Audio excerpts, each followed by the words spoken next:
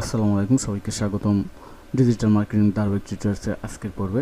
তো আজকে আমরা শিখব ওয়েবসাইট অডিট কি, ওয়েবসাইট অডিট কেন করতে হয় এবং ওয়েবসাইট অডিট কীভাবে করে। তো এই টোটাল বিষয়গুলো আজকে আমরা জানবো এবং এই টিউটোরিয়ালসটি যারা নতুন ডিজিটাল মার্কেটিং শিখতে চান তাদের অবশ্যই কাজে আসবে, এবং যারা ই-কমার্স বিজনেস স্টার্ট করতে যাচ্ছেন কিংবা যাদের ই-কমার্স বিজনেস ওয়েবসাইট আছে তাদেরও কাজে আসবে। এক কথায় যারা আমরা অনলাইন ভিত্তিক অর্থাৎ ওয়েবসাইট ভিত্তিক কোনো কিছু করতে চাই তাদের সবারই ওয়েবসাইট অডিট সম্পর্কে জানা দরকার, এবং ওয়েবসাইট অডিটের মাধ্যমে আমরা কী কী বেনিফিট পেতে পারি কিংবা আমাদের বিজনেসটা কীভাবে আরও প্রফিটেবল করতে পারি সব কিছু আমরা জানতে পারবো। তো চলুন আমরা প্রথমে জেনে নিই ওয়েবসাইট অডিট। তো ওয়েবসাইট অডিট জানার জন্য আমি প্রথমে গুগলে গিয়ে সার্চ করি হোয়াট ইজ ওয়েবসাইট অডিট। তো গুগলে গিয়ে সার্চ করার পর আমরা 2 নম্বর রেজাল্টটা দেখি উইকিপিডিয়া থেকে।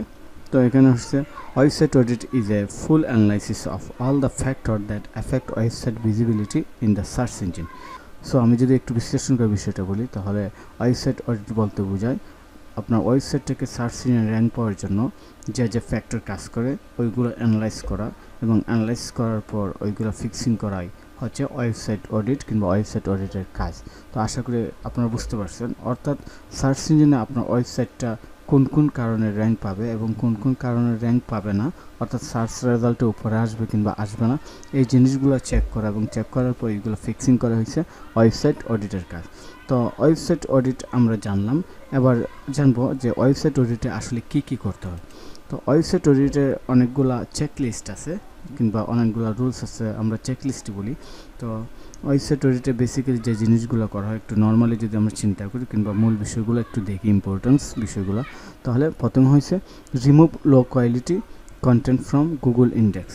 আমরা ওয়েবসাইট চেকলিস্ট কিংবা ওয়েবসাইট অডিট চেকলিস্টের প্রথম যে রুলস কিংবা যা করা উচিত সেটা হচ্ছে ওয়েবসাইটটাকে অ্যানালাইজ করার পর যত ধরনের লো কোয়ালিটির কন্টেন্ট আছে আমাদের ওয়েবসাইটে, হতে পারে আমাদের প্রোডাক্টের ডিসক্রিপশন কোয়ালিটি ভালো না, প্রোডাক্টের ইমেজ ভালো না, কিংবা আমাদের ব্লগ পোস্টে কন্টেন্ট ভালো না, কিংবা আমরা অ্যাফিলিয়েট মার্কেটিংয়ের জন্য একটা ব্লগ পোস্ট করলাম, একটা কন্টেন্ট লিখলাম, একটা প্রোডাক্টের রিভিউ লিখলাম, কিন্তু ওইগুলো কোয়ালিটি ভালো না, এগুলো আমরা চেক করার পর রিমুভ করাটা হয়েছে বেস্ট ওয়ে আর কি। দেন হচ্ছে ইমপ্রুভ পেজ লোড টাইম।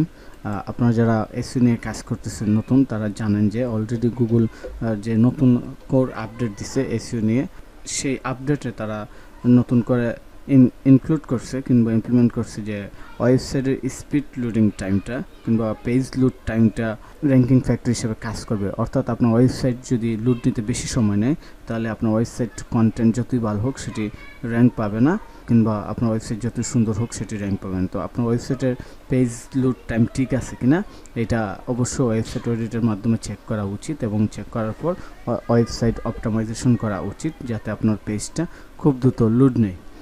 তারপর আপনার ওয়েবসাইট মোবাইল ফ্রেন্ডলি কিনা অর্থাৎ রেসপন্সিভ কিনা, এটা হচ্ছে ওয়েবসাইট অডিটের অন্যতম একটা রুলস। ওয়েবসাইট মোবাইল ফ্রেন্ডলি যদি না হয়, আমরা জানি যে বর্তমানে ম্যাক্সিমাম ইউজার হয়েছে মোবাইল ফ্রেন্ডলি। তারপর রিসলভ ব্রকেন লিঙ্ক, অর্থাৎ আপনার ওয়েবসাইটে কোনো ব্রকেন লিঙ্ক আছে কিনা, অর্থাৎ একজন ভিজিটরকে একটা লিঙ্ক দিলেন যে এটা আমার প্রোডাক্ট লিঙ্ক, আপনি যান, বা এটা আমার কোর্স লিঙ্ক, এটা আমার সার্ভিস লিঙ্ক, আপনি এখানে গিয়ে আমার সার্ভিসটা কিনতে পারবেন, কিন্তু গিয়ে দেখা গেল যে ওই লিঙ্কে গিয়ে কোনো কিছু দেখতে পারতেছে না, অর্থাৎ একটা ব্রকেন লিঙ্কের মধ্যে চলে গেছে। তো ওইগুলো আসলে ফিক্স করা অডিট করার মাধ্যমে।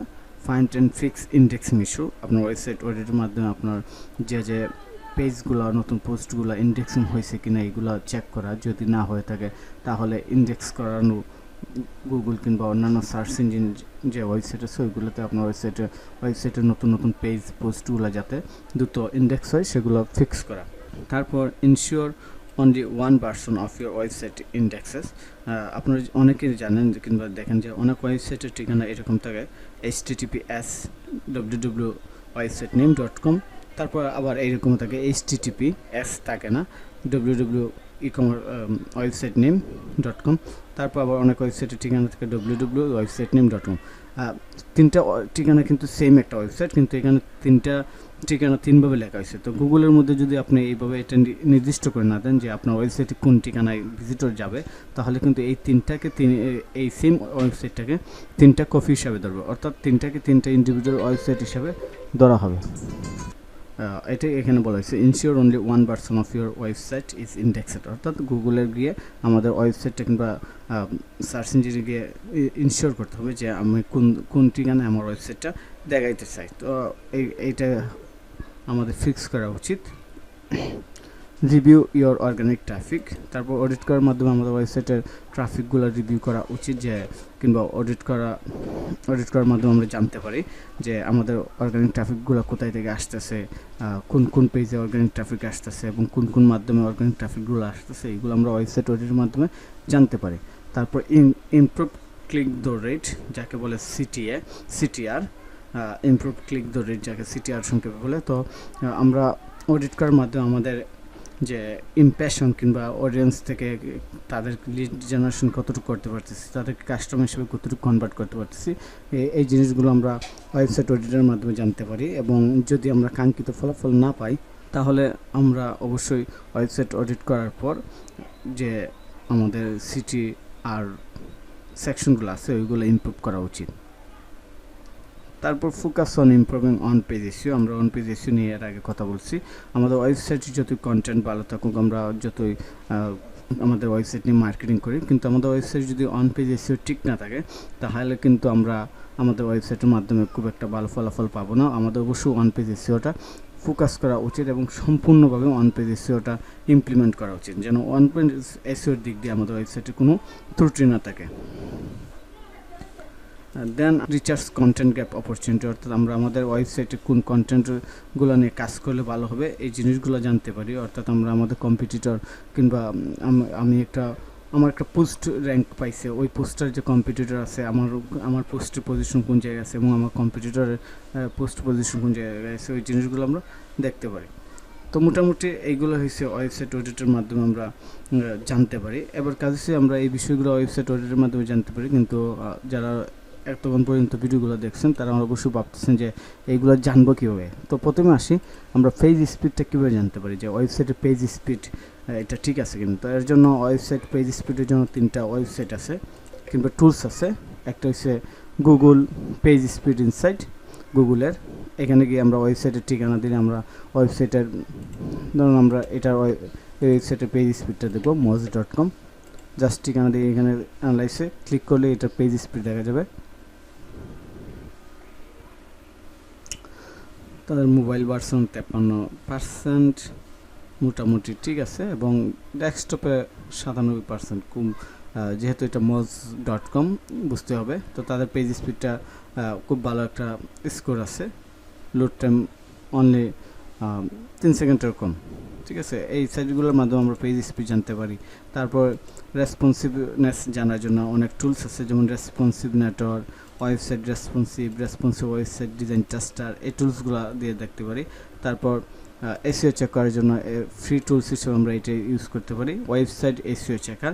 এখানে গিয়ে আমরা জাস্ট আমাদের ওয়েবসাইটটার অ্যাড্রেস দিলেই এবং আমাদের ওয়েবসাইটের সাথে রিলেভেন্ট যে কিওয়ার্ড আছে ওই কিওয়ার্ড দিয়ে আমরা এখানে যদি সার্চ করি তাহলে আমাদের ওয়েবসাইটের এসইওটা চেক করতে পারি, সম্পূর্ণ এসইও, যে আমাদের ওয়েবসাইটটা আসলে এসইও ফ্রেন্ডলি কিনা, কোন প্রবলেম আছে, কোন জায়গায় ইমপ্রুভ করার দরকার, এই জিনিসগুলো আমরা এই ওয়েবসাইটের মাধ্যমে দেখতে পারি। যেমন আমার এটা ওয়ান পেজ এসইও বর্তমানে স্কোর 63, এখানে 23% পাই রং আছে, ইরোর আছে, ওইগুলো ফিক্স করা দরকার। তো এইগুলো আমরা দেখতে পারি এখান থেকে। আর রেসপন্সিভনেসের জন্য আমরা এই ওয়েবসাইটগুলো ইউজ করতে পারি, responsive test tools, responsive website design checker, responsive network. তো মোটামুটি এই টুলসগুলো দিয়ে আমরা আমাদের ওয়েবসাইট ফ্রিলি অডিট করতে পারি এবং অডিট করার মাধ্যমে আমরা আমাদের ওয়েবসাইটের বর্তমান অবস্থা জানতে পারি এবং আমরা সেই অবস্থার প্রেক্ষিতে আমরা সেগুলো ফিক্স করার জন্য অ্যাকশনে যেতে পারি কিংবা কাজে নামতে পারি। তো যারা একদম নতুন, আশা করি বুঝতে পারছেন যে ওয়েবসাইট অডিটটা কী এবং কেন করা হয় এবং কীভাবে করা হয়।